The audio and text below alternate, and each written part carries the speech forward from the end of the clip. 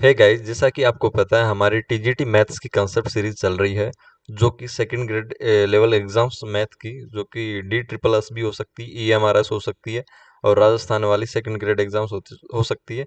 जितनी भी second grade exam होती है मैथ की, उनके लिए ये कंसेप्ट सीरीज स्टार्ट की गई है। ठीक है, तो इस कंसेप्ट सीरीज में आज हम पढ़ेंगे रिलेशन के बारे में। ठीक है, तो पिछले वीडियो में हमने जो रिलेशन एंड फंक्शन का जो सब टॉपिक था, कार्तीय गुणन, उसको कंप्लीट किया था, और उससे पहले समुच्चय वाला जो चैप्टर है उसको कंप्लीट किया था। तो वीडियो स्टार्ट करने से पहले मैं बता देना चाहता हूँ, अगर आपने टेलीग्राम चैनल नहीं ज्वाइन किया है तो अभी वीडियो को यहीं पे बंद कीजिएगा, और टेलीग्राम ज्वाइन जो चैनल है उसको ज्वाइन कीजिएगा, जिसका डिस्क्रिप्शन में लिंक दिया हुआ होता है। ठीक है, तो उस पे आपको जो ये वीडियो देखेंगे उनके नोट्स पीडीएफ फॉर्मेट में, और उसके साथ जो प्रीवियस ईयर पेपर्स हैं, ठीक है, वो पीडीएफ फॉर्मेट में मिलना शुरू हो जाएंगे। और अभी जो इन वीडियो हैं उनके नोट्स अभी आपको अवेलेबल है वहाँ पे, और कुछ ही दिनों में जो प्रीवियस ईयर पेपर्स हैं और उसके अलावा जो भी टीजीटी मैथ्स का मैटर होगा वो आपको वहाँ पे प्रोवाइड करवा दिया जाएगा। ठीक है, तो आज हम स्टार्ट करते हैं संबंध या रिलेशन। इसको एकदम बारीकी से देखेंगे रिलेशन को, और उसके साथ ही प्रांत, सह प्रांत और परिसर ज्ञात करना सीखेंगे। इनसे क्वेश्चन बनने की कंप्लीट संभावना है। ठीक है, अब चलते हैं सेकंड स्लाइड पे। रिलेशन, तो रिलेशन पढ़ाने से पहले, जैसे कि मैंने आपको जो कार्तीय गुणन वाला अभी टॉपिक करवाया था, उसमें भी बताया था जो बेसिक है समुच्चय वाला, इसमें हमको आना चाहिए। उसमें बेसिक में क्या आना चाहिए, जैसा कि मैंने बताया था, ए यहाँ पे समुच्चय को प्रदर्शित कर रहा है, उसमें 1 2 3 अवयव है। ठीक है, और N P A, P A यहाँ पे घात समुच्चय को प्रदर्शित कर रहा है। जैसा जैसा कि आपने समुच्चय वाले टॉपिक में पढ़ा होगा, घात समुच्चय क्या होता है? समुच्चय ए के संभावित उपसमुच्चयों का समुच्चय होता है घात समुच्चय। तो घात समुच्चय में समुच्चयों की संख्या, घात समुच्चय पी ए में अवयवों की संख्या एन पी ए के द्वारा दर्शाई जाती है। ठीक है, तो इसमें टोटल अवयव 8 है, तो एन पी ए इसका क्या है? एन पी ए इसका इसका है 8। ठीक है, इस तरीके से तो कुल मिला के जो उपसमुच्चय है ए के, वो बनेंगे फाई, हर किसी का उपसमुच्चय होता है, और खुद समुच्चय अपना उपसमुच्चय होता है। 1 2 3 हो गया। उसके अलावा ये पॉसिबिलिटीज है जो कि 8 बनेंगे। इसका शॉर्टकट जो सूत्र है वो होता है किसी भी समुच्चय के संभावित उपसमुच्चयों की संख्या का सूत्र होगा, जैसे कि 2 की पावर एन ए, यहाँ पे ए है तो एन ए हो जाएगा। अगर यहाँ पे कार्तीय गुणन वाला ए क्रॉस बी होगा, तो वहां पे क्या करना होगा? कार्तीय गुणन ए क्रॉस बी में जितने भी अवयव हैं उनको, उनकी पावर यहाँ पे लिख देंगे। ठीक है, जो कि आपको आगे पता चल जाएगा। जैसे कि आपने कार्तीय गुणन वाला वीडियो देख लिया होगा, इसका फर्स्ट वीडियो, तो आपको ये क्लियर आ जाएगा समझ में। ठीक है, तो इसी प्रकार ए बराबर 1 2 है, बी बराबर पी है, तो कार्तीय गुणन करना आप जानते ही हैं। पहले जैसे कि ए क्रॉस बी हो रहा है, तो पहले ए में से अवयव उठाएंगे। ठीक है, 1 उठा लिया, उसके साथ पी को लगा दिया। ठीक है, 1 पी। और सेकंड बार 2 को उठाया, उसके साथ पी लगाया, 2 पी, जो कि इनको क्रमित युग्म कहते हैं। ठीक है, इनको जो अवयव प्राप्त होते हैं उनको क्रमित युग्म कहते हैं। जैसे कि ए क्रॉस बी का ये भी एक समुच्चय प्राप्त हुआ है, उसमें 2 अवयव हैं, 1 पी और 2 पी। ठीक है, इस तरीके से तो इसमें अवयवों की संख्या एन ए क्रॉस बी से हमने यहाँ पे दर्शाई है। एन लगा देते हैं, मतलब अवयव की संख्या को दर्शा रहे हैं उसमें। तो ए क्रॉस बी में अवयव कितने हो गए? 2 हो गए। ठीक है, इस तरीके से अगर आप डायरेक्टली निकालना चाहते हैं जैसे कि, तो ए क्रॉस बी में अवयवों की संख्या कैसे निकालेंगे आप? जैसे कि N A into N B करके निकालेंगे। ठीक है, N A into N B. N A कितना है यहाँ पे? एन ए मतलब 2 अवयव है ए में, और एन बी कितना है? 1 है। तो डायरेक्ट आप निकालना चाहो तो ऐसे भी निकाल सकते हैं। ठीक है, बट कुल उपसमुच्चयों की संख्या, ये तो जैसे कि ए क्रॉस बी करवाते हैं, ए क्रॉस बी मतलब ए और बी का कार्तीय गुणन, उसमें अवयवों की संख्या है ये तो। ठीक है, अब ये अवयव मिल गए, तो क्या हम इसको एक समुच्चय मानते हुए, ए क्रॉस बी का एक समुच्चय मानते हुए इससे कंपेयर नहीं कर सकते? ऐसे जिस तरीके से ए में ये 3 अवयव हैं, उस तरीके से ए क्रॉस बी में यहाँ पे 2 अवयव हैं। जिस तरीके से ए के संभावित उपसमुच्चय 8 बन रहे हैं, इस तरीके से, तो इस सूत्र से हमने निकाले थे वो, कौन सा वाला सूत्र? इससे। ठीक है, इससे निकाले थे। तो क्या हम ए क्रॉस बी के संभावित उपसमुच्चयों की संख्या इस सूत्र से नहीं निकाल सकते, जैसा कि यहाँ पे दिया हुआ है? तो यहाँ पे एन ए क्रॉस बी कितना है? 2 है, तो यहाँ पे 2 की power N A cross B की जगह 2 लिख देंगे, तो 4 नहीं निकल आएगा यहाँ पे उपसमुच्चयों की संख्या। ठीक है, तो कुल उपसमुच्चयों की संख्या इस सूत्र से निकालेंगे 2n a क्रॉस b, या डायरेक्टली आप जैसे कि आपको a क्रॉस b भी नहीं करना है, सीधा निकालना है n, तो मतलब यानी कि यहाँ पे आपको a क्रॉस b नहीं करना है, n a निकालना है, यहाँ पे 2 है, n b निकालना है, यहाँ पे 1 है, तो 2 की पावर 2 इंटू 1 किया, 2 की पावर 2 मिला, उसके बाद संभावित उपसमुच्चयों की संख्या 4 आ गई। अगर आपने यहाँ से इस वीडियो को मतलब यानी अभी आए हैं और इस वीडियो पे क्लिक किया है और देखना शुरू कर दिया है, तो आपके 100% कुछ भी पल्ले नहीं पड़ेगा अगर आपको पहले से नहीं आता है तो।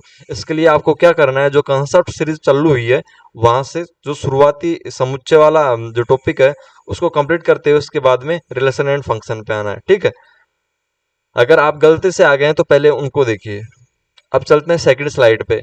तो कुल मिला के मैंने ये कुल उपसमुच्चयों की संख्या वाला कंसेप्ट यहाँ पे क्यों लिया था समुच्चय वाले टॉपिक से, क्योंकि जो संबंध होते हैं, जैसे कि फंक्शन को कैसे डिनोट करते हैं, आर, आर रिलेशन को डिनोट करता है, संबंध आर ए से बी में इस प्रकार है, ठीक है। इसको इस तरीके से पढ़ा जाता है, अगर ऐसा लिखा जाता है तो संबंध आर ए से बी में इस प्रकार है, ठीक है। तो ये संबंध आर है, जैसे कि यहाँ पे कुल संबंधों की संख्या है, संबंध एक पर्टिकुलर संबंध जैसे कि y बराबर एक्स प्लस वन हो गया, ठीक है।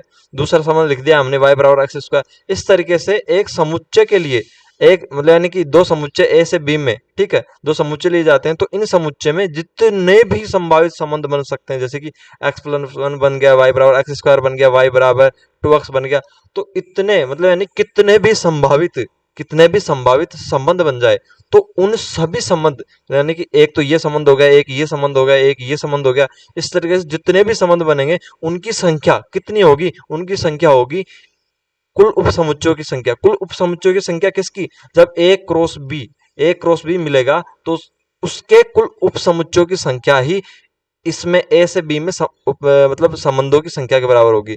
तो अगर आपको ऐसे दे दिया जाए क्वेश्चन में आर ए टू बी में मतलब रिलेशन है, तो संबंधों की संख्या ज्ञात कीजिए, तो वहां पे ध्यान रखना आपको कुल संबंधों की संख्या ज्ञात करनी है। तो उसका फॉर्मूला क्या होगा, 2 उसकी power N A cross B, ठीक है, एन ए क्रॉस बी में जो अवयव है उनकी संख्या, ठीक है।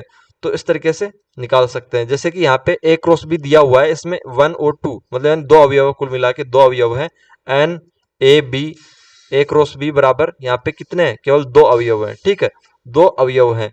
तो कुल उपसमुच्चय कितने होंगे, कुल उपसमुच्चय इसके जैसे कि इस सूत्र से निकाले तो 2 की पावर 2 लिख देंगे, यहाँ पे 2 की पावर 2 लिख देंगे, बराबर 4 मिल जाएंगे। लेकिन आपको अगर ऐसे जानना है भाई कैसे निकाले उपसमुच्चय, जैसे कि ए के लिए निकालते थे हम, उस तरीके से यहाँ पे निकालेंगे। दो अवयव है तो पहले फाई तो सभी का होता है, और ये खुद पर्सनल मतलब यानी खुद जो समुच्चय क्रॉस बी का वो खुद के लिए उपसमुच्चय का काम करेगा उपसमुच्चय की परिभाषा से, ठीक है।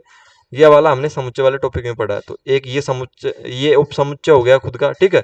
इसके अलावा 1p इसको लिया हमने किसमें, समुच्चय वाले को। कुल मिला के इनको 1p को ऐसे मत लिख देना आप, वो अवयव को डिनोट करेगा। हम यहाँ पे उपसमुच्चय की बात कर रहे हैं, तो उपसमुच्चय के लिए आपको 1p को किसमें लिखना पड़ेगा, 1p को लिखना पड़ेगा आपको इस तरीके से, ठीक है, इस तरीके से लिखना होगा। तो ये 1p भी इसके लिए एक उपसमुच्चय का काम करेगा और 2p भी। कुल मिला के इस तरीके से चार उपसमुच्चय प्राप्त होंगे। तो परीक्षा में कैसे सवाल बनेगा, परीक्षा में आपसे ये ज्ञात नहीं करवाएगा, परीक्षा में ज्ञात करवाएगा ये वाला, ठीक है, डायरेक्ट। तो ये सूत्र आपको ध्यान रखना है। तो डेफिनेशन, परिभाषा, रिलेशन की परिभाषा क्या है, ठीक है। तो रिलेशन का बेसिक मैंने आपको बता ही दिया, रिलेशन क्या होता है, और सब कुछ जो डेफिनेशन है और सब कुछ अब क्लियर करेंगे। रिलेशन मतलब आर रिलेशन इस प्रकार ए से बी में इस प्रकार है कि ए क्रॉस बी का एक उपसमुच्चय होता है। कुल मिला के जो रिलेशन होता है मतलब यानी कि जो संबंध होता है ए से बी में, वो ए क्रॉस बी का एक उपसमुच्चय होता है। तो कुल मिला के हमने अभी क्या पढ़ा था, कुल संबंधों की संख्या, कुल रिलेशन की संख्या कुल उपसमुच्चयों की संख्या के बराबर होगी। तो कुल मिला के जो भी रिलेशन आएगा वो कुल मिला के जो ए क्रॉस बी है उसका उपसमुच्चय ही तो होगा, ठीक है। इसको नोटिस कीजिए, आपको 100% ये लाइन क्लियर होगी। कहना ये चाह रहा है जो रिलेशन होता है ए से बी में वो 100% ए क्रॉस बी का कोई ना कोई एक उपसमुच्चय होता है, ठीक है। अब चलते हैं, यह उपसमुच्चय ए क्रॉस बी के क्रमित युग्मों, यह उपसमुच्चय, ठीक है, ए क्रॉस बी के क्रमित युग्मों के प्रथम तथा द्वितीय घटकों के मध्य एक संबंध स्थापित करने से प्राप्त होता है। तो जो हमको कुल मिला के जो ये उपसमुच्चय होता है वो कैसे प्राप्त होता है, जो क्रमित युग्म होते हैं, जैसे कि जैसे कि मैं आपको यहाँ पे समझाना चाहूंगा, सेकंड स्लाइड पे चलते हैं। कहना ये चाह रहा है जैसे कि यहाँ पे y बराबर x प्लस वन दे दिया, ठीक है, हमने y बराबर वन लिया यहाँ पे, तो x बराबर वन लिया तो y बराबर हमको मिला टू मिला, ठीक है, टू मिला, तो वन और टू ये क्या मिल जाएगा, एक अवयव मिल जाएगा। तो यहाँ पे क्या कह रखा था कि जो यह उपसमुच्चय ए क्रॉस बी के क्रमित युग्मों के प्रथम तथा द्वितीय घटकों के मध्य संबंध स्थापित करने से प्राप्त होता है, ठीक है। तो ये रिलेशन का, जैसे कि रिलेशन का ये कुल मिला के जो हमको ये मिला है रिलेशन, तो ये 100% रूप से जो ए क्रॉस बी है उसका एक ना एक उपसमुच्चय होगा, ठीक है। तो क्या कह रखा है कि यहाँ पे इस लाइन को नोटिस कीजिए, क्रमित युग्मों के प्रथम और द्वितीय घटकों के मध्य एक संबंध। तो यहाँ पे प्रथम और द्वितीय घटक के मध्य, प्रथम और द्वितीय घटक के मध्य संबंध है या नहीं है, है, ये वाला संबंध है, ठीक है। तो इस संबंध को डिनोट करता है ये वाला, जैसे कि इससे कितने कितने सारे हम अवयव बना सकते हैं, 2 3, फिर 3 4, इस तरीके से कुल मिला के। तो आपको ये चीज ध्यान रखनी है, ठीक है। अब चलते हैं आगे की तरफ। आगे क्या कर रखा है, जहां द्वितीय घटक, जो द्वितीय घटक हमने यहाँ पे 1 2 लिया था, जो अवयव प्राप्त होता है, ठीक है, जहां द्वितीय घटक प्रथम घटक का प्रतिबिंब, जैसे कि यहाँ पे 2 है वो 1 का प्रतिबिंब है, तथा प्रथम घटक पूर्व प्रतिबिंब कहलाता है, यहाँ पे 1 पूर्व प्रतिबिंब कहलाएगा, ठीक है, ये आपको ध्यान रखना है। अब जो रिलेशन की ये तो हमने पढ़ी थी मैथमेटिकल डेफिनेशन, जो कि आपको किताबों में मिल जाएगी। अब हमारी लैंग्वेज, सरल लैंग्वेज में रिलेशन को डिफाइन करते हैं। तो रिलेशन क्या है, संबंध क्या है, संबंध भाई साहब एक केवल कथन होता है। क्या होता है, एक कथन होता है। संबंध क्या होता है, एक कथन होता है। क्या होता है, इस पे फोकस करना, एक कथन होता है। अगर जो अवयव होते हैं इस कथन की पालना नहीं करते, वे संबंध में नहीं होते, ये आपको ध्यान रखना है। कुल मिला के संबंध क्या होता है, एक कथन होता है, और जो भी अवयव इसकी पालना नहीं करेंगे वे संबंध में नहीं होंगे। कैसे, जैसे कि रिलेशन ए से ए में दे रखा है, यहाँ पे ए बराबर ये है, ठीक है, तो ए से ए में इस प्रकार से दे रखा है कि एक्स वाई प्राप्त होंगे, तो y बराबर x प्लस टू है, और एक्स वाई दोनों ए में बिलोंग करते हैं, ठीक है। तो y बराबर ये वाला सा, कुल मिला के अब कथन क्या है, यहाँ पे एक कथन होता है, संबंध एक कथन होता है, तो ये वाला कथन है, ये हमको समुच्चय निर्माण रूप में दे रखा है, तो ये एक कथन है, ठीक है। इसकी पालना करेगा वही इसका किसका अवयव होगा, रिलेशन का अवयव होगा। जैसे कि वन वाई बराबर एक्स बराबर वन पर हमको कुल मिला के y बराबर 3 मिल गया, ठीक है, ये आ गया। उसके बाद x बराबर 2 रखा है, यहाँ पे x बराबर 2 रखेंगे तो 2 4 मिल जाएगा। इस तरीके x बराबर 3 रखेंगे तो 3 5 मिल जाएगा। जैसे ही हमने x बराबर 4 लिखा तो यहाँ पे y बराबर 6 मिल गया, ठीक है। जैसे ही हमने x बराबर 5 यहाँ पे रखा तो y बराबर हमको 7 मिल गया। लेकिन क्या आपको पता है, जो ये 6 है और ये 7 है वो a में बिलोंग नहीं करता है, ठीक है। तो ए में बिलोंग नहीं करता है, मतलब ये संबंध जो ये कथन है उसकी पालना नहीं कर रहा है, ठीक है, ये वाले अवयव। अगर ये 6 और 7 ए में बिलोंग करता तो ये कथन की पालना करता। तो कुल मिला के ये कथन की पालना नहीं कर रहे हैं ये वाले अवयव, ठीक है, क्योंकि यहाँ पे जो 1 और 3 है, कुल मिला के क्या दे रखा है, यहाँ पे x और y बिलोंग करना चाहिए ए में, तो यहाँ पे x भी कर रहा है और y भी कर रहा है, x भी कर रहा है y भी कर रहा है, x भी कर रहा है y भी कर रहा है। यहाँ पे x कर रहा है लेकिन y 6 है जो कि ए में बिलोंग नहीं कर रहा है, ठीक है। तो कुल मिला के इस कथन की इन्होंने दोनों ने पालना नहीं की, तो संबंध ने क्या कर दिया, इनको बाहर कर दिया कि भाई साहब आप हमारे कैंडिडेट नहीं हो, ठीक है। इस तरीके से केवल संबंध क्या होता है, एक कथन होता है, जो अवयव इस कथन की पालना करते हैं वही संबंध में होते हैं, ठीक है। तो संबंध का आपको सीधा फंडा क्लियर हो गया होगा। अगर आपको ये सब झंझट में नहीं पढ़ना है तो सीधा इधर बैठ जाइए, लेकिन भाई साहब इन झंझट से ही क्वेश्चन उठता है तो पढ़ना तो पड़ेगा। ये वाला फॉर्मूला इंपॉर्टेंट है क्वेश्चन बनने के लिए। आप ज्यादा ध्यान नहीं दो तो इस पे तो ध्यान देना, ठीक है, इसको नोट डाउन कर लेना। ये वाला फॉर्मूला समुच्चय में भी काम आया है और यहाँ पे भी काम आया है। अब चलते हैं सेकंड स्लाइड पे। संबंध को प्रदर्शित करने के तरीके क्या क्या हैं। संबंध को प्रदर्शित करने के बीजीय निरूपण में प्रदर्शित करेंगे तो रोस्टर रूप में और समुच्चय निर्माण रूप में, जो कि हमने समुच्चय में पढ़ लिया, ठीक है। रोस्टर रूप क्या होता है, रोस्टर रूप ये है, ठीक है, ये वाला। और समुच्चय निर्माण क्या होता है, एक कथन के रूप में किसी भी समुच्चय को प्रदर्शित करते हैं तो वो समुच्चय निर्माण होता है। जैसे कि यहाँ पे रिलेशन दे रखा है ए से बी में है, ठीक है, किस प्रकार से है, तो ये इसका समुच्चय निर्माण रूप है, ए से बी में रिलेशन का ये वाला समुच्चय निर्माण रूप कि एक्स वाई, ये डॉट डॉट है, इसको पढ़ेंगे। एक्स वाई इस प्रकार है कि वाई बराबर एक्स स्क्वायर माइनस वन, ठीक है, और प्रत्येक एक्स बिलोंग्स टू ए और वाई बिलोंग्स टू बी है, ठीक है। ए और बी यहाँ पे दे रखा है, ठीक है। अब वो ही अवयव इस रिलेशन में होंगे जो कि इस कथन की पालना करेंगे। जैसे कि अब ये तो हो गया था इसका समुच्चय निर्माण रूप। अब इसको रोस्टर रूप में लिखेंगे तो इस कथन के अनुसार इनमें से रिलेशन बनाते हुए लिखेंगे। कैसे लिखेंगे, जैसे कि x बराबर 1 ले लिया हमने यहाँ पे, ठीक है, तो y बराबर हमको क्या मिला, 0 मिला, जो कि b में नहीं है, तो ये मतलब रिलेशन में नहीं आएगा। x बराबर 2 लिखा हमने यहाँ पे, तो 2 तो 4 यहाँ पे 2 का स्क्वायर हो गया, 4 - 1 बराबर 3 मिला। 2 और 3, 2 लेना है ए में से, 2 हमने ए में से ले लिया, 3 क्या बी में आ रहा है, हाँ आ रहा है, तो ठीक है, तो ये 2 और 3 किस में हो जाएगा, रिलेशन में हो जाएगा। अब हम 3 लेते हैं, y x बराबर 3 लेते हैं, तो 3 का स्क्वायर हो जाएगा 9, ठीक है, -1 तो आएगा 8, ठीक है। तो कुल मिला के जो 3 है वो तो ए में बिलोंग कर रहा है, लेकिन जो 8 y बराबर 8 मिला है, क्या वो बी में बिलोंग कर रहा है, यहाँ पे तो नहीं कर रहा, ठीक है, क्योंकि y बराबर b में बिलोंग करता है। तो ये y का मान जो हमको मिला है इससे, इस वाले रिलेशन से, वो b में बिलोंग करना चाहिए, तो ये 8 b में बिलोंग नहीं करता है, ठीक है। तो ये अवयव में जो ये अवयव प्राप्त हुआ, कौन सा वाला, 3 और 8, वो रिलेशन में नहीं होगा। इस तरीके से जैसे 4 रखेंगे तो बड़े मान प्राप्त होंगे, कुल मिला के वो रिलेशन में नहीं होंगे। तो कुल मिला के एक ही अवयव प्राप्त होता है जो कि इस कथन के अनुसार रिलेशन में है, ठीक है।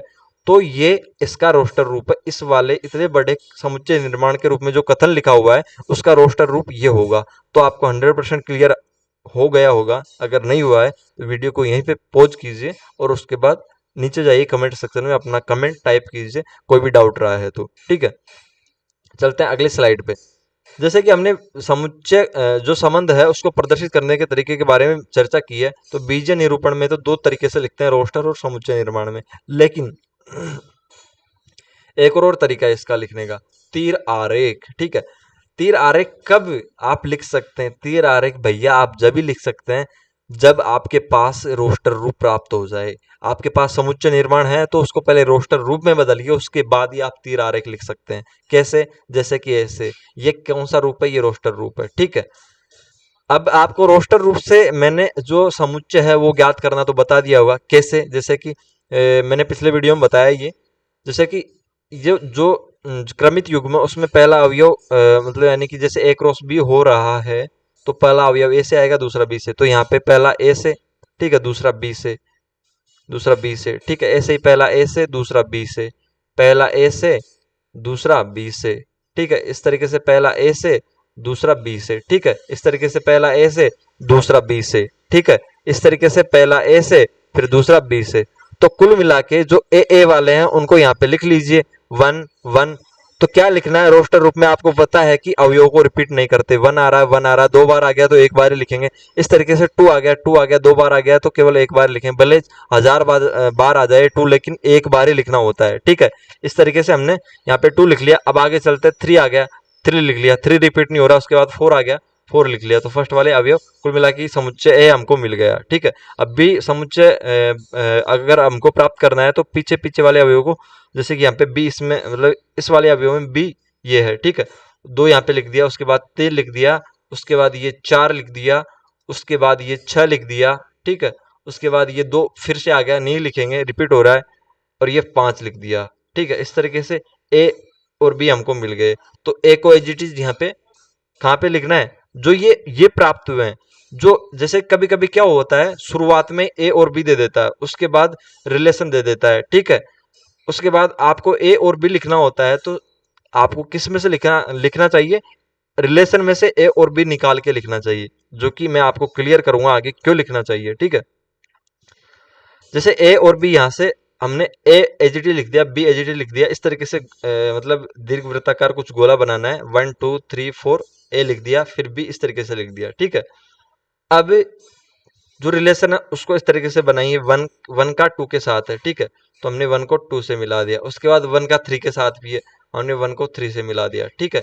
इस तरीके से 2 का 4 के साथ है तो 2 को 4 से मिला दिया, ठीक है। इस तरीके से 2 का 6 के साथ है, 2 को 6 से भी मिला दिया, चलो मिला देते हैं। अब 3 का 2 के साथ है, 3 को 2 से मिला दिया भैया। उसके बाद 4 का 5 के साथ है तो 4 को 5 से मिला दिया, ठीक है। तो ये रिलेशन कुल मिला के इसको हमने किस में प्रदर्शित कर दिया, तीर आरेख के रूप में। तो आपको एक चीज मैं और बता देता हूं जो कि प्रांत और परिसर इसी वीडियो में पढ़ेंगे। तो जैसे कि ये इस तरीके से हम रोस्टर रूप में, जैसे कि रिलेशन हमको ये मिल गया, उस तरीके से रोस्टर रूप में ये लिखा हुआ है, ठीक है। उसके बाद हमने ए और बी सेपरेट कर लिए। तो ध्यान रखना, जो ए और बी सेपरेट किए हैं तो ये वाला ए तो निकलता है, ये कहलाता है प्रांत कहलाता है, ठीक है, ये प्रांत कहलाता है, ठीक है। और इस प्रांत, इस इन अवयवों का जो साथ देने आते हैं, साथ देने मतलब ये बी वाले अवयव जो आते हैं, ठीक है, वो सह प्रांत कहलाते हैं, सह प्रांत कहलाते हैं, ठीक है। अब ए के जो अवयव है उनका बी में जिन जिन से रिलेशन होता है वो उसके परिसर कहलाते हैं, परिसर मतलब रेंज। तो यहाँ पे तो बी के सभी अवयवों के साथ संबंध है, तो कुल मिला के बी इसका परिसर हो जाएगा। अगर यहाँ पे जैसे कि 2 से नहीं होता, 3 4 5 6 से होता, तो यहाँ पे परिसर 3 4 5 6 हो जाता, ठीक है। प्रांत परिसर सह प्रांत मैंने यहाँ पे नॉर्मली बता दिया, आगे इसको पढ़ेंगे, ठीक है। इस तरीके से तीर आरेख के रूप में आप प्रदर्शित कर सकते हैं। रोस्टर रूप को पहले इस तरीके से समुच्चय में लिख लीजिए, उसके बाद इस तरीके से लिख दीजिए, ठीक है, मिलाना है। अब पढ़ते हैं प्रांत, सह प्रांत व परिसर, ठीक है। जैसे कि रिलेशन दिया हुआ होता है ए टू बी में, तो नॉर्मली जो समुच्चय ए होता है वो प्रांत होता है और समुच्चय बी होता है वो सहप्रांत होता है। वह परिसर को, परिसर क्या होता है, परिसर होता है बी के उन अवयवों का समुच्चय, बी के उन अवयवों का समुच्चय जो ए से जुड़े हों, ठीक है, केवल और केवल उन अवयवों का समुच्चय जो कि ए से जुड़े हों, ठीक है। तो ध्यान रखना हर केस में जरूरी नहीं है कि समुच्चय ए प्रांत हो और समुच्चय बी सहप्रांत हो, कभी कभी मतलब नॉर्मली ये होता है लेकिन कभी कभी नहीं होता है, ठीक है। तो वो कैसे, तो ए टू बी में ये रिलेशन डिफाइन है, तो ए बराबर, जैसे कि ये ए बराबर ये है, ठीक है, 1 2 3 है, बी बराबर 1 2 3 4 5 है, ठीक है। तो यहाँ पे अगर हमको यहाँ पे क्या मिलता है, ये वाला रिलेशन मिलता है 1 2 2 3 और 3 4, तो यहाँ पे हमको ए लिखना है, यहाँ से ये वाला ए लिखना है, ठीक है। उसके बाद ये वाला बी लिखना है, ए लिख दिया हमने, उसके बाद बी लिख दिया, ठीक है। तो 1 का 2 के साथ रिलेशन है, हमने लिख दिया। फिर 2 का 3 के साथ रिलेशन है, हमने ये लिख दिया। उसके बाद 3 का 4 के साथ रिलेशन है, हमने ये भी लिख दिया, ठीक है। तो जो ये ए है, ए वाला समुच्चय हमको अब यहाँ पे मिला है, ये क्या कहलाएगा, प्रांत कहलाएगा, ठीक है, प्रांत कहलाएगा। और जो प्रांत मतलब यानी कि ए का साथ देने कौन आता है, बी आता है, तो ये समस्त बी के जो अवयव है, मतलब यानी कि 1 2 3 4, यहाँ पे जैसे कि रिलेशन तो 2 3 4 के साथ है, लेकिन जो सह प्रांत होता है, कोडोमेन होता है, सह प्रांत मतलब कोडोमेन कहते हैं और प्रांत को डोमेन कहते हैं। तो जो ये सह प्रांत होता है वो समुच्चय बी होता है, जिसके कि सभी अवयव सम्मिलित जैसे कि 1 2 3 4 5 सभी के सभी इसमें सम्मिलित किए जाएंगे। लेकिन परिसर क्या होता है, परिसर क्या होता है, परिसर मतलब रेंज क्या होता है, परिसर होता है जैसे कि बी के उन अवयवों का समुच्चय जो कि ए से जुड़े हों। तो बी के कौन कौन से अवयव ए से जुड़े हैं, तो ये होंगे 2 3 और 4, ठीक है। तो परिसर हो जाएगा इसका 2 3 और 4। इस तरीके से प्रांत होता है समुच्चय ए और सहप्रांत होता है समुच्चय बी के सभी अवयव जो कि ए का साथ देने आए हैं, ठीक है। और परिसर होता है केवल उन अवयवों का समुच्चय जो कि समुच्चय के साथ संबंध बनाए हैं, समुच्चय बी के उन अवयवों का समुच्चय जो कि समुच्चय ए के साथ संबंध बनाए हैं। कभी कभी होता है कि समुच्चय बी के सभी अवयव समुच्चय ए के साथ संबंध बनाए रखते हैं, तो उस कंडीशन में परिसर बी ही होता है, ठीक है, क्योंकि उसमें सभी अवयव संबंध बनाए होते हैं। अब चलते हैं आगे सेकंड स्लाइड पे। जब प्रांत ए बराबर प्रांत हो, बी बराबर सह प्रांत हो, तो बी के केवल उन अवयवों का समुच्चय जो ए से जुड़े होते हैं वो परिसर होता है, जो कि हमने अभी पढ़ लिया। इट मीन्स क्या है, जैसे कि सह प्रांत क्या है, सह प्रांत है समस्त बी मतलब यानी कंप्लीट, जैसे कि आपको सीधा कह दिया रिलेशन ए टू बी में है, तो आपको आंख बंद करके क्या करना है कि सह प्रांत पूछे तो कह देना बी सह प्रांत है, बिना किसी झिझक के, ठीक है। और प्रांत पूछे तो ए प्रांत होगा, ठीक है, ए प्रांत होगा, ठीक है। तो सह प्रांत के लिए आपको क्या कहना है, बिना झिझक के क्या कहना है कि बी सह प्रांत होगा। और परिसर क्या होगा, परिसर भी तो बी में से ही आएगा, जैसे कि हमने अभी देखा था परिसर भी तो बी में से आ रहा है, लेकिन वही अवयव आ रहे हैं जो कि ए के साथ रिलेशन में है, ठीक है, 2 3 4 आ रहे हैं। और मैंने क्या बताया था, एक कंडीशन ऐसी भी हो सकती है कि जिसमें से जैसे कि 1 का 1 के साथ हो गया, कुल मिला के बी के सभी अवयवों का रिलेशन हो जाए, जैसे कि वो कंडीशन थी यहाँ पे, ठीक है। क्या बी का कोई ऐसा अवयव है जिसका रिलेशन नहीं है, यहाँ पे सभी के सभी अवयव हैं, ठीक है। तो यहाँ पे क्या हुआ था, यहाँ पे क्या हुआ था, जो सह प्रांत है वो बी था, ठीक है। और परिसर क्या था, बी के उन अवयवों का समुच्चय जो कि ए के साथ संबंध में है, ठीक है। तो परिसर भी क्या था, बी था। तो यहाँ पे क्या आपको पता नहीं है, यहाँ पे सह प्रांत बराबर बी परिसर हुआ या नहीं हुआ, सप्रांत बराबर परिसर हुआ या नहीं हुआ, जो कि बी के बराबर है, मतलब बी ही यहाँ पे सप्रांत और परिसर है, ठीक है। तो ये आपको क्लियर हो गया होगा। एक कंडीशन ऐसी भी आती है कि सप्रांत और परिसर बराबर होते हैं, लेकिन यहाँ पे क्या है, यहाँ पे क्या है, यहाँ पे एक कंडीशन ये है कि जो परिसर है उसमें 2 3 4 ही है और बी क्या है, सहप्रांत है। सहप्रांत तो हमेशा बी ही रहता है। तो क्या आप यह नहीं कह सकते कि परिसर के जो अवयव है वो बी में क्या होंगे, बी में बिलोंग करेंगे। तो क्या परिसर सहप्रांत का उपसमुच्चय होगा या नहीं होगा? तो आपको इससे ये कंसेप्ट पता चलेगा कि परिसर किसका, सहप्रांत का उपसमुच्चय होता है। ठीक है, उपसमुच्चय होगा यहाँ पे। ठीक है, तो हमको दो कंडीशन मिल रही है कि परिसर एक तो सहप्रांत के बराबर भी हो सकता है। ठीक है, सहप्रांत परिसर बराबर भी हो सकते हैं और परिसर परिसर सहप्रांत का उपसमुच्चय भी हो सकता है। ठीक है, क्योंकि परिसर में केवल वही अवयव सम्मिलित किए जाते हैं जो कि एक के साथ संबंध में है। तो कभी कभी ये होता है कि कुछ अवयव छूट जाते हैं, तो उस कंडीशन में परिसर सहप्रांत का क्या होता है, उपसमुच्चय होता है। क्योंकि परिसर के जो भी अवयव हैं वो बी में आएंगे ही, क्योंकि बी से ही तो परिसर आ रहा है। ठीक है, और समस्त बी को ही क्या कहते हैं, सहप्रांत कहते हैं। तो ये कंडीशन मिली, तो इसको हम सम्मिलित रूप में क्या कह सकते हैं कि परिसर या तो सहप्रांत के बराबर होगा या उपसमुच्चय होगा। ठीक है, सहप्रांत का।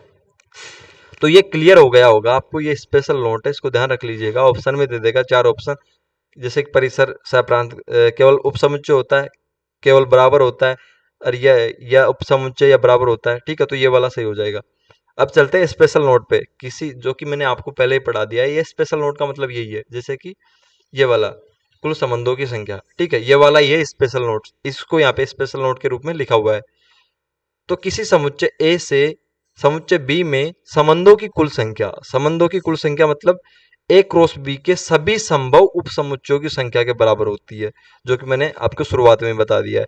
या यदि एन ए बराबर पी आपको पता है और एन बी बराबर क्यू आपको पता है, तो एन ए क्रॉस बी बराबर पी क्यू होता है, जो कि आपको पता ही होगा। ठीक है, उसके साथ तथा ए से बी में संबंधों की संख्या क्या होगी, संबंधों की संख्या का सूत्र है 2p/q, जो कि मैंने आपको बताया था 2n a क्रॉस बी, इसका मतलब भी यही है। ठीक है, इसको लिख सकते हैं 2n a/n b। ठीक है, इसी को एन ए बराबर यहाँ पे p है, और जैसे कि एन ए बराबर यहाँ पे p है, एन बी बराबर q है, तो इसको लिख देंगे 2p/q।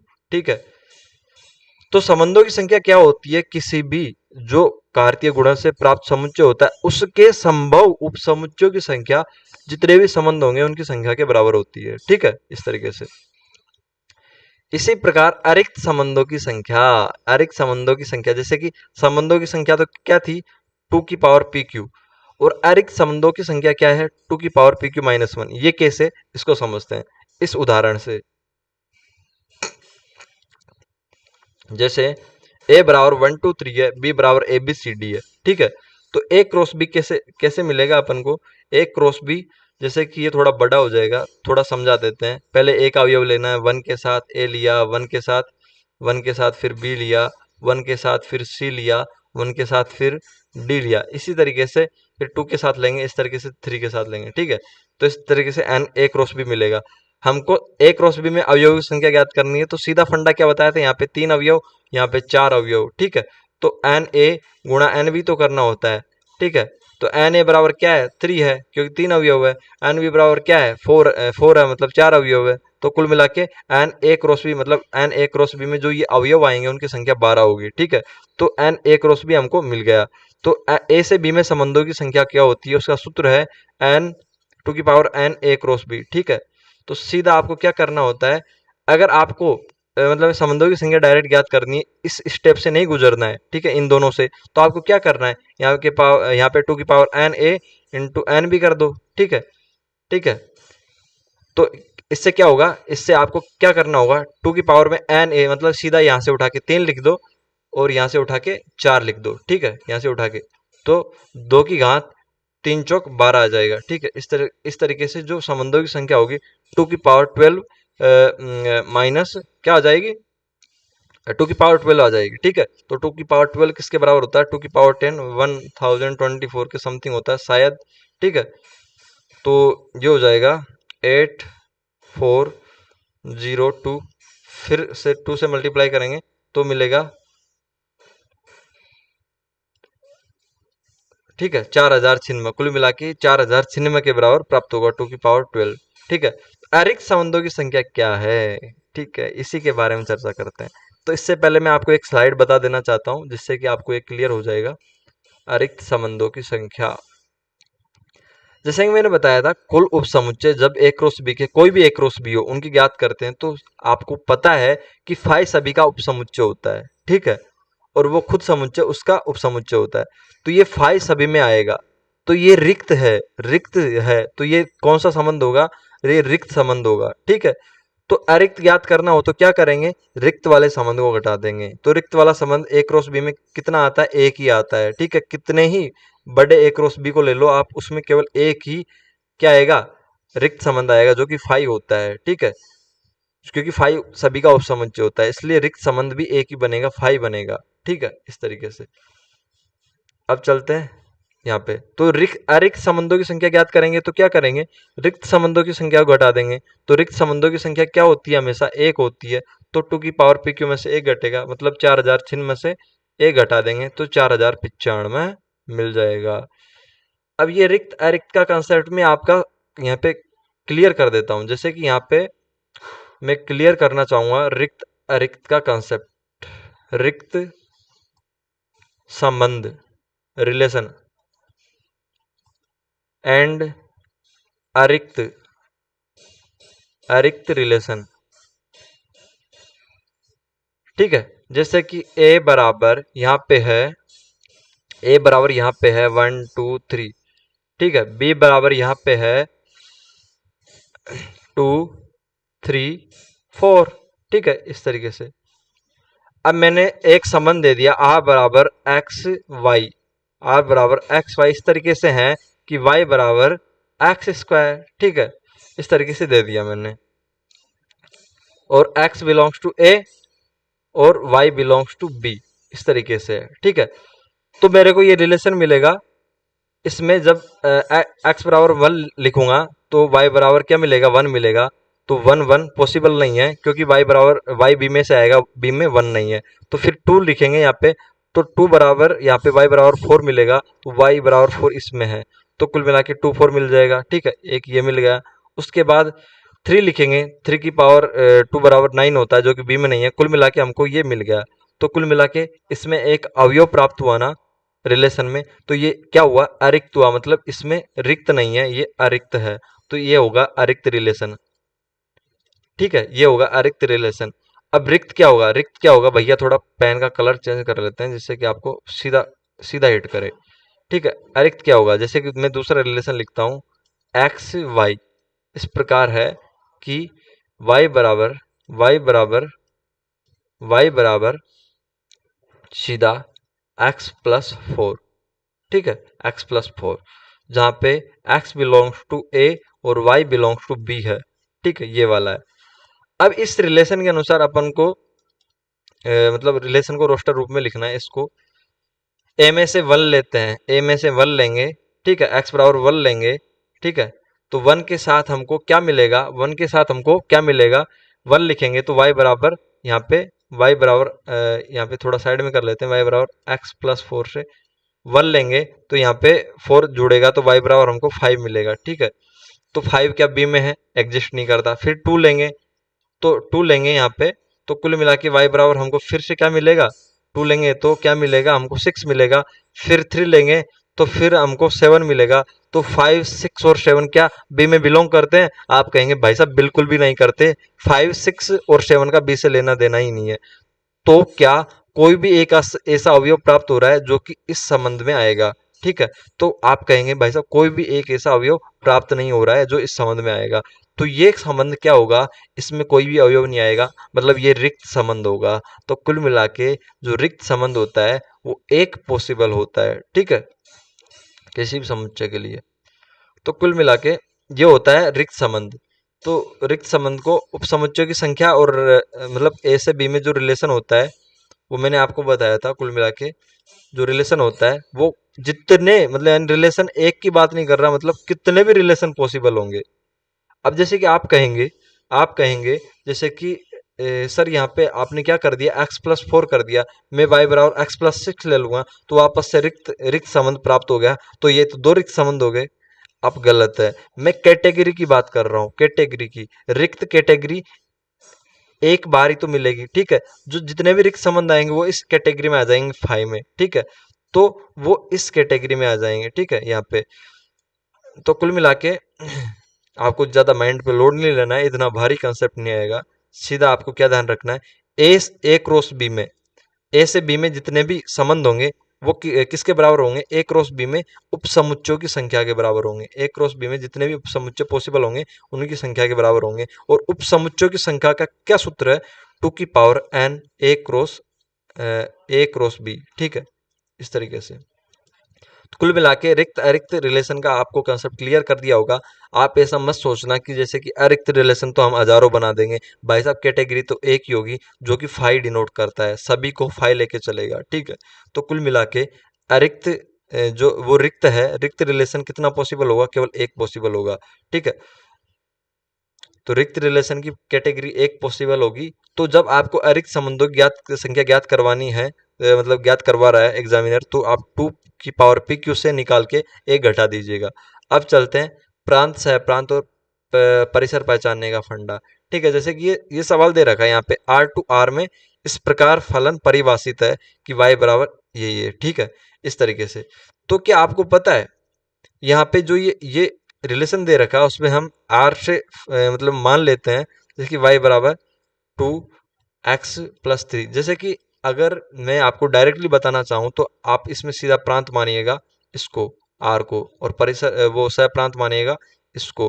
ठीक है, आपको परिसर ज्ञात करना होता है जो कि आप वाई में मतलब वाई के मान निकाल के ज्ञात कर सकते हैं। जैसे कि हमने इसको कुल मिला के वाई को 0 करना है। ठीक है, तो एक्स का क्या मान लें, आर में क्या पॉसिबल है, जैसे कि एक्स की जगह मैं ले लेता हूँ एक्स बराबर -3/2 ले लेता हूँ मैं। ठीक है, तो यहाँ पे मैंने लिखा 2 इंटू -3/2 + 3, तो आपको क्या मिला, ये 2 से 2 कैंसिल हो गया, -3 + 3, तो कुल मिला के 0।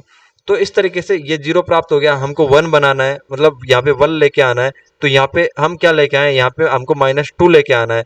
ठीक है, तो -2 लेके आना है, तो यहाँ पे क्या करेंगे, हम x बराबर -1 लिख देंगे, तो y बराबर 2 इंटू -1 + 3 हो गया। ठीक है, तो कुल मिला के -2 + 3 बराबर 1 हो गया। तो इस तरीके से आपको जो भी लेके आना है वो आप यहाँ पे लेके आ सकते हैं। कुल मिला के जो परिसर होगा वो सब कुछ किस में बिलोंग करेगा, आर में बिलोंग करेगा, और आर के सभी मान संभावित होंगे, तो परिसर भी यहाँ पे आर हो जाएगा। तो कुल मिला के प्रांत यहाँ पे क्या हुआ, आर हुआ। जब कोई भी रिलेशन आर टू आर में डिफाइन हो, ठीक है, और इस तरीके का कोई संबंध दे रखा हो, तो उसका प्रांत सीधा किस में लिख देंगे, किस में लिखेंगे, सीधा लिखेंगे जो आर टू आर में डिफाइन है। जैसे कि ए से बी में डिफाइन होता है तो हम कहते हैं प्रांत तो ए हो जाएगा और सह प्रांत बी हो जाएगा। ठीक है, परिसर ज्ञात करना होता है, तो यहाँ पे इस कंडीशन में परिसर भी आर ही होगा। ठीक है, इस तरीके से अपन प्रांत सह प्रांत और परिसर पहचानते हैं। जैसे कि दूसरा वाला एक कंसेप्ट ले लेता हूं मैं, आर ए से बी में इस प्रकार परिभाषित है कि ए बराबर तो ये है, बी बराबर ये है, और फंक्शन दे रखा है हमको, जो रिलेशन दे रखा है वो इस तरीके से दे रखा है। ठीक है, तो रिलेशन ज्ञात करेंगे अपन इस तरीके से। तो वाई एक्स बराबर 1 लेंगे, एक्स बराबर 1 लेंगे तो वाई बराबर 2 मिलेगा जो कि बी में है, तो 1 2। ठीक है, इस तरीके से फिर 2 लेंगे तो हमको 3 मिलेगा जो कि इसमें बी में नहीं है, तो ये वाला पॉसिबल नहीं होगा। ठीक है, फिर हमने लिया 3 लिया तो फिर 4 आया। ठीक है, 3 एक्स बराबर 3 लिया तो 4 आया जो कि बी में है। इस तरीके से हम 4 लेंगे तो 5 बी में नहीं है। ठीक है, इस तरीके से हम 5 लेंगे तो कुल मिला के 6 बी में है। अब x के मान इतने मतलब x के मान 5 तक ही पॉसिबल, आगे रख नहीं सकते, तो कुल मिला के जो रिलेशन है वो इस तरीके से प्राप्त हो गया।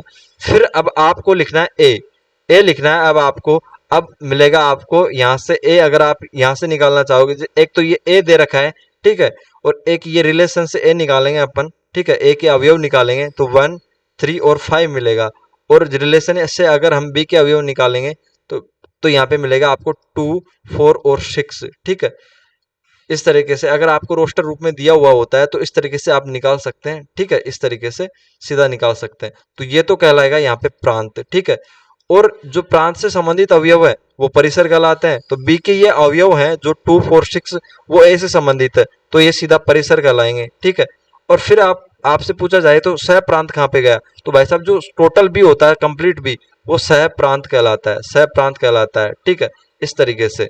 तो आप सीधा यहाँ पे ए को क्या नहीं कह सकते, आप यहाँ पे ए को प्रांत नहीं कह सकते।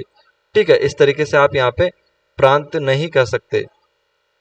तो कुल मिला के आपको प्रांत, परिसर और सह प्रांत ज्ञात करना आ गया होगा। ठीक है, इस तरीके से प्रांत, परिसर और सह प्रांत ज्ञात करते हैं। फिर भी आपको कुछ भी डाउट रहा है तो आप कमेंट सेक्शन में जाके तुरंत पूछ सकते हैं, आपको उसका रिप्लाई जरूर मिलेगा। तो प्रांत, सह प्रांत और परिसर का फंडा क्लियर हो गया होगा। अगर रोस्टर रूप में दे रखा है इस तरीके से, तो आपको परिसर ज्ञात करने की कोई यानी झंझट नहीं लेना बिना फालतू का। जो पीछे वाले अवयव है उनको सीधा आपको क्या बनाना है, समुच्चय बनाना है। ठीक है, इस तरीके से समुच्चय बनाना है, वही आपका परिसर हो जाएगा। प्रांत क्या होगा, आगे वाले अवयव। ठीक है, इस तरीके से। अगर आपको केवल और केवल रोस्टर रूप ही दिया हुआ होता है, ठीक है, ये ए और बी कुछ नहीं दिया हुआ होता है, तो आपको क्या करना है, आपको केवल प्रांत और परिसर पूछेगा, सह प्रांत नहीं पूछेगा, क्योंकि सह प्रांत तो डिफाइन ही नहीं होगा। फिर सह प्रांत को ज्ञात करना इम्पॉसिबल होगा। अगर आपको ये दे रखे हैं तो आप सह प्रांत ज्ञात कर सकते हैं। ठीक है, इस तरीके से। अगर आपको ये रोस्टर रूप भी नहीं दिया हुआ होता है, आपको केवल ये रूप दिया होता है, केवल समुच्चय निर्माण वाला, और ये दिए होते हैं, तो आप प्रांत, परिसर और सह प्रांत ज्ञात कर सकते हैं। सह प्रांत के लिए आपको सीधा जो बी दे रखा होता है उसके ऊपर क्लिक करना होता है, और प्रांत के लिए इस तरीके से रोस्टर रूप बना के जो फर्स्ट वाले अवयव आएंगे 1 3 5, जैसे कि यहाँ पे आए हैं। जैसे कि हम यहाँ पे ए को टोटल को प्रांत नहीं कर सकते। ठीक है, यहाँ पे केवल 1 3 और 5 को लेंगे तब जाके हमको प्रांत मिलेगा। और परिसर के लिए हमको ये कुल मिला के जो रोस्टर रूप में प्राप्त होते हैं बी के अवयव, वो परिसर होंगे। ठीक है, जैसा कि मैंने आपको यहाँ पे क्लियर किया था इस वाली स्लाइड में, प्रांत होता है ए, इस तरीके से होता है क्योंकि ए के चारों अवयव रिलेट कर रहे हैं बी के अवयवों के साथ। सप्रांत होता है बी। परिसर होता है बी के वो अवयव जो कि ए के साथ रिलेट हैं, तो बी के सभी अवयव यहाँ पे रिलेट में है, मतलब रिलेशन में है ए के साथ। तो क्या होगा, जो संपूर्ण बी है वो परिसर होगा। और एक कंडीशन और बताई थी मैंने आपको यहाँ पे, वो वाली कंडीशन है कि यहाँ पे बी के सभी अवयव क्या है, ए के साथ रिलेशन में नहीं है, तो बी के केवल 2 और 3 और 4 तीन ही अवयव है जो कि रिलेशन में है, तो वो परिसर कहलाएंगे। और संपूर्ण बी हमेशा सप्रांत कहलाता है, और जो ए होता है, जो अवयव ए के रिलेशन में होते हैं, वो प्रांत कहलाते हैं। ठीक है, तो आपको प्रांत, सप्रांत और इनका कंसेप्ट समझ में आ गया होगा। ठीक है, वीडियो को यहाँ तक देखने के लिए धन्यवाद। और नए अगले वीडियो में मिलेंगे जिसमें कि हम फंक्शन के बारे में पढ़ेंगे और भी नई नई चीज़ें पढ़ेंगे। अगर यहाँ पे कुछ भी मिस्टेक हो गई होगी तो वहाँ पे क्लियर कर दी जाएगी। अगर आपके द्वारा कुछ भी मिस्टेक यहाँ पे वीडियो में पकड़ी जाती है, मतलब गलती से हो जाती है मिस्टेक, तो आप नीचे कमेंट सेक्शन में लिख दीजिएगा, जिसको कि हम सुधार देंगे अगली वीडियो में। ठीक है, तो वीडियो को यहाँ तक देखने के लिए धन्यवाद।